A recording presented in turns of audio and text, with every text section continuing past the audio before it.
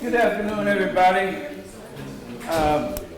We have a quorum, and it's 3 p.m., so I think we'll go right into our Board of Commissioners regular meeting, monthly meeting, Thursday, April 24th, 2025. I'd like to have a call to order and roll call.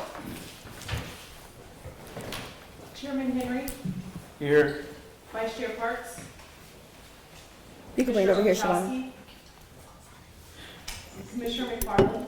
Here. Commissioner Morgan. Here. Commissioner Turnbull.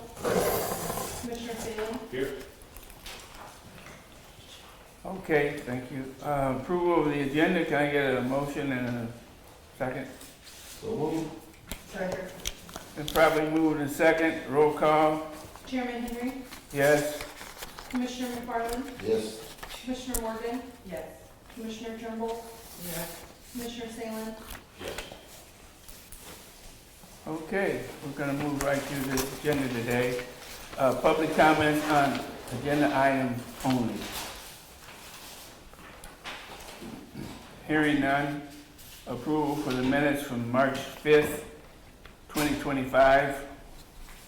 Motion and a second. I'll second. Properly moved in second. Roll call. Chairman Henry, Yes. Commissioner McFarland, Yes. Commissioner Morgan. Yes. Commissioner Turnbull. Yes. Commissioner Salem. Yes.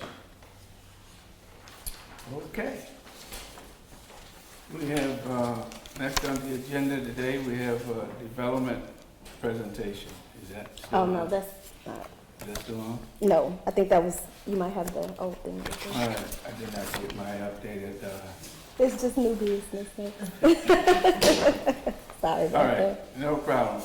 And there is no new business today, so we're gonna go down to executive officer's report.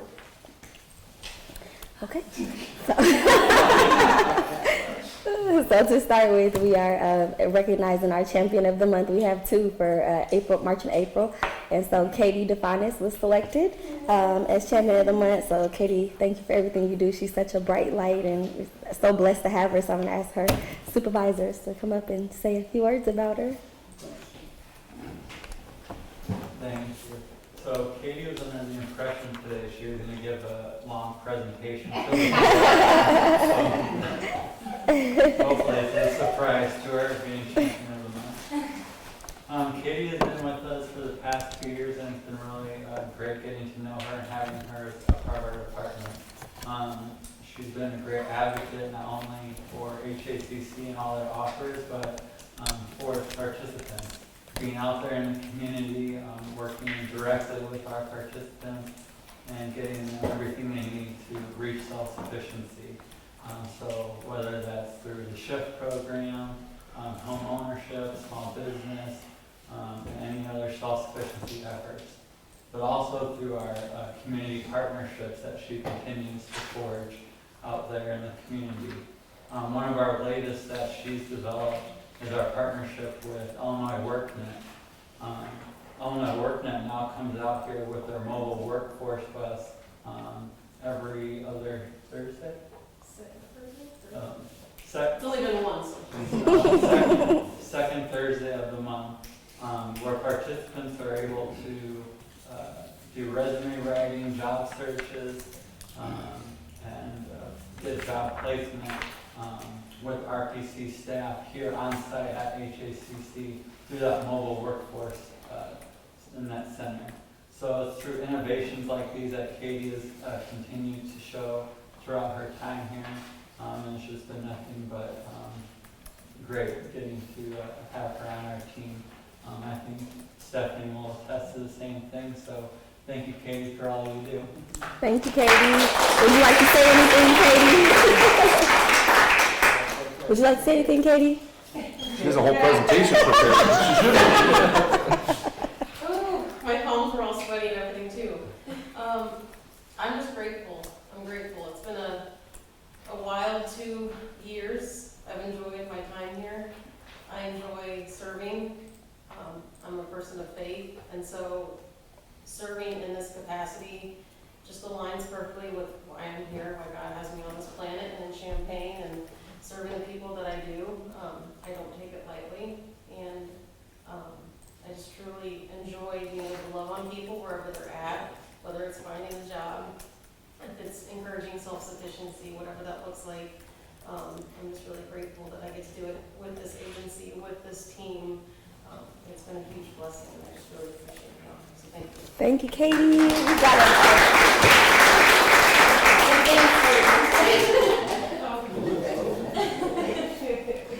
Thank you. You're welcome. Thank you, Katie. No, I just got you a hug. Of course, you deserve it. And then our next champion of the month, she wasn't able to make it today. Or is she going to be here? Okay. Just found out about it, so. Oh, I'm sorry.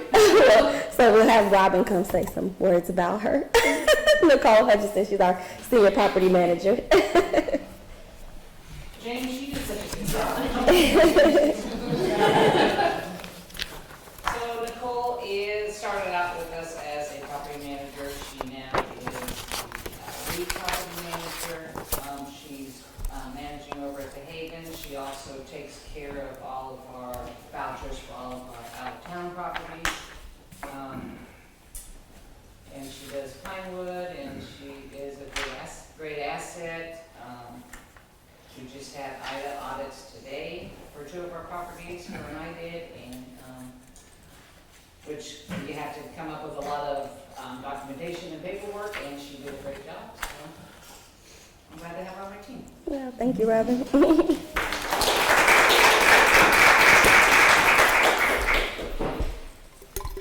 Okay, then next we had in March, Jennifer and Siobhan attended the NARA WashCon. Siobhan was out there doing a leadership course, and Jennifer attended the conference, and so they got to go advocate as well on the state capitol. So we got a picture there of that. Also, last week, we attended, several staff members as well as Dr. Henry attended the NARO Detroit conference, where Jennifer and one of our contract inspectors, Jemiah, they presented on a panel about the Inspire demonstration. And so it was really cool that, some of our team members got to go out there and share our experience with that. There's not very many housing authorities who have implemented Inspire, and so they got to be the experts on it. And this was actually Jennifer's second time presenting on Inspire. She did a presentation on it at the last SPADA conference as well. So kudos to them. Youth Build also held a graduation on March 15th for class of 2025. We had 20 graduates. Is that correct, Siobhan? 20 graduates. And so that was a really nice, we were back at the Orpheum, and so it was a really nice time. And just really exciting to see our young people continue to excel.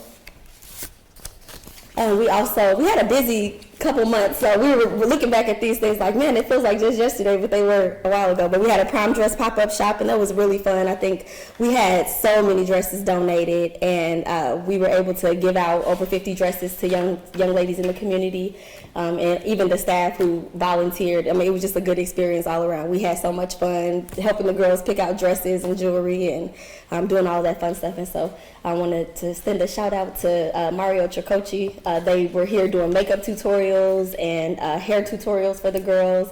And so we just had a great time. We had a lot of people show up, and a lot of people who supported by giving dresses or jewelry or anything, time, money. So that was really fun to do. Yeah, that was really nice. Yeah. Probably a young lady here, but I think you ran out of size 10, so Yeah. I can go in my shoes.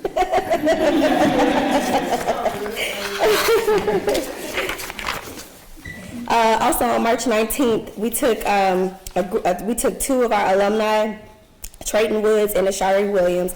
So Trayton Woods is currently working for the sheet metal workers, and Ashari works in property management under Robin over at the Haven. Robin and Nicole at the Haven, and so they got to go to the to the Illinois State Capitol and advocate for Youth Build, additional funding for Youth Build to the State Appropriations Committee on Secondary Education. And so it was such a really cool experience, and the legislators were praising our young people, and I think out of all the 19 programs in the state, we were the only program that brought youth to the state capitol to advocate. And some of the feedback that we got from the coalition is that this was the first year that of all the years that they've been going where they weren't like drilled and asked 1,000 questions and, and it was because of the testimony that our youth gave, and they did such an excellent job, advocating for themselves, talking about how the Youth Build program has impacted their lives and advocating for why we should continue funding for this program. And so that was really heartwarming to see, as well as just to be the only program in the state that brought young people there, and the impact and the power that had toward the additional funding. So we're asking for $5.5 million from the Appropriations Committee on Secondary Education, and that's for the coalition as a whole. Typically, we've seen about $400,000 or so of that comes to Champaign, but we're advocating as a group to try to get that $5.5 million appropriation. And so generally, our state rep, Carol Ammons, and Senator Faraci, they've been in support of it, and so I hope that we'll continue to have their support of that bill moving forward. So where is my foster child? Is she speak? Yeah, she did. She did an excellent job. We also hosted an all-staff meeting on April 9th, and we brought in Karen Sims, the executive director of Trauma Resiliency Initiative, and she gave a really great training on trauma-informed care, so really just focusing on how to deal with the population that we deal with, and then still make sure that we're kind and we're treating ourselves well as well, and so I think it was really powerful, and the staff had a lot of positive feedback from that. So we focused the training primarily on that because we knew that would be a heavy subject, and so outside of that we didn't cover anything else. We allowed everybody to just go back to work for the rest of the day, but that was a really good training. Youth Build has started mental toughness, and they are in mental toughness right now. They started with 25 youth. They said they were only going to take 10, but Siobhan softened up, so she's thinking about taking more now. So, so we'll see how how many we get to at the end. But they started on April 17th, correct, Siobhan? Yeah. So. And then, of course, HCV hosted their April Landlord Lunch and Learn, and that was a success, and they covered the rafter process, rent increases, and guidelines for incentives. And then, as James discussed, we have started the Mobile Workforce Center, and he pretty much explained that pretty well. So, so that'll be happening every second Thursday of each month, and it was really cool to see them out there the other day when they were. So what age is you taking? 16 to 24. And then in front of you all is our 2024 annual report. It is also posted online, and just wanted to share that with the commissioner, so you'll have a physical copy. Outside of that, I have a letter. Where does this go to? Just out of curiosity. It's posted online, and we blast it out to all of our contacts. When you say all, what kind of contacts are in that? So we have all of our local elected officials in an email list, community partners, different organizations that we work with in the county, as well as our partners that are, with HUD and some of our partners, other housing authorities, different groups like that. Thank you. Mm-hmm. And then we also have a letter that's in your folder that is a letter from HUD just saying that we have completed and resolved all of our issues from that monitoring review that we had with HUD back in May of 2024. And so all of those issues have been resolved, and this is just a letter notifying me and our board of that resolution. And so we're happy that that is completed. So that's all I have for you guys, and I know Miguel has a few financial updates. So. Okay. Thank you very much for that glowing report. Nothing unusual, it's her report. Thank you, Dr. Henry.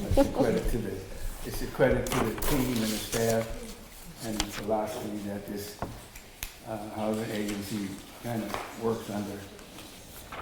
So we'll go ahead to the next item, which will be the operations report.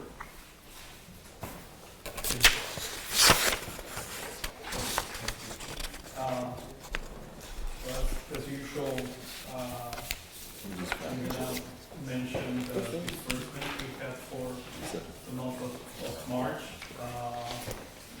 The majority coming from our general fund operating account. $384,000, and Miguel, just to make sure we're on the same page, I don't think there was anything under operations, so Miguel's starting into the finance report. Finance report. Okay. Okay, I just want to make sure we're on track for this. You're welcome. as I mentioned before, you have, as part of the board packet, a breakdown of where these amounts come from. Usually, what I do is I just highlight some of the major disbursements that happened in that month. We did purchase a vehicle. It was a Ford Explorer for HCDCU for $41,361. I should mention that the funds for this purchase came directly from our health reserves. They were requested to our financial analyst, and we received that money to purchase that vehicle. There's also a payment for multimedia marketing for $14,200, which has a total cost of $35,000 that we will continue paying. Another expense that we both have every month is health alliance. This one was a little under because there was an adjustment from a previous month, but it's usually in the order of $45,000 that we pay. You know when you're gonna begin the process of finding somebody to replace health lines? Yes, Mr. James Barkham, who's been with us for many years, has already started the process. Yeah, I'm sure you mentioned that because of Health Alliance not continuing. So yeah, he's actually shopping for something comparable. I'm very familiar with Mr. Barber and in the work that he does. It's good. Yeah. You're in the right path. Yeah. Well, yeah, I think, I always say Mr. Barkham has always been around us. It's for a reason, I witnessed him coming like with a bag of gloves, it's winter and kids for youth build will need this, so he's always very concerned and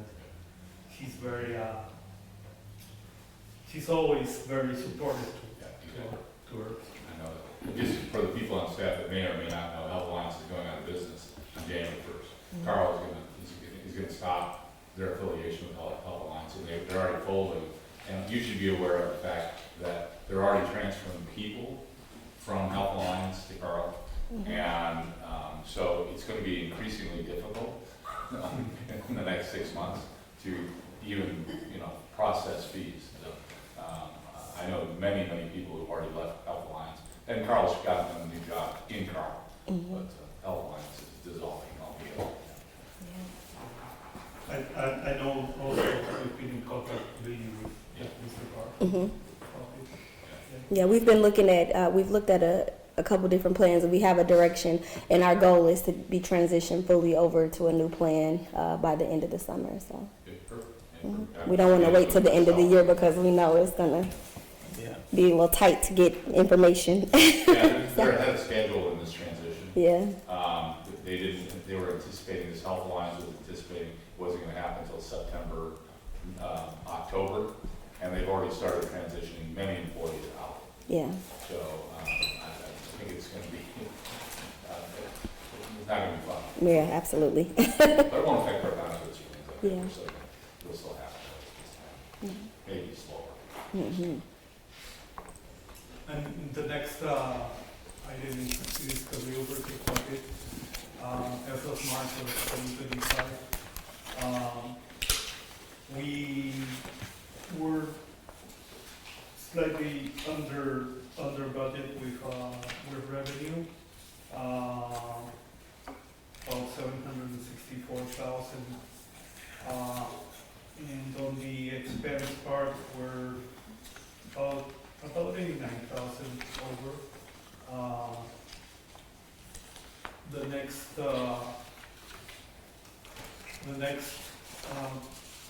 slide is a breakdown of our property management operation. We have, we're also on that part, under budget on the revenue side. But we are actually under budget on the expenses, slightly under. Just one thing I wanted to mention, and I put this slide just to give an idea of what these statements are. These statements are actually, they come more from a profit and loss statement, which is basically prepared following accrual accounting. So basically, the revenue that is shown there is the revenue when we, so to speak, when we bill the rent every month. And then once that is collected, then that money will turn into cash. So I just mentioned that to stress the fact that we need to be very much on top of collection, because I mean, you know, we have the revenue, but that has to be turned into cash.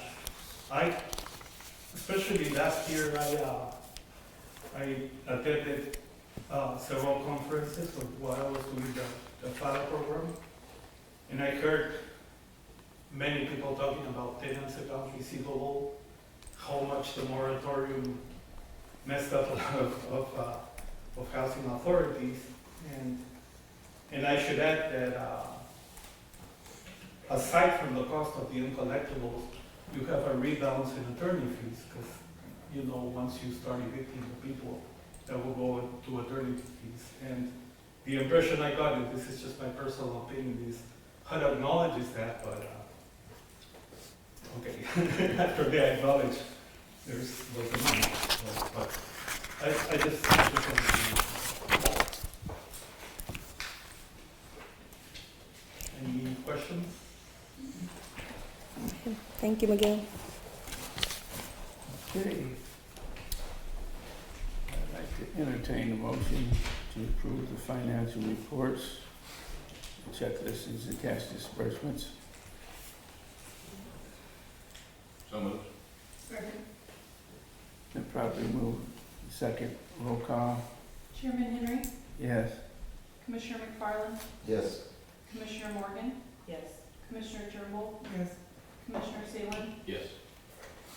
Okay, thank you. Are there any public comments on non-agenda items? Hearing none.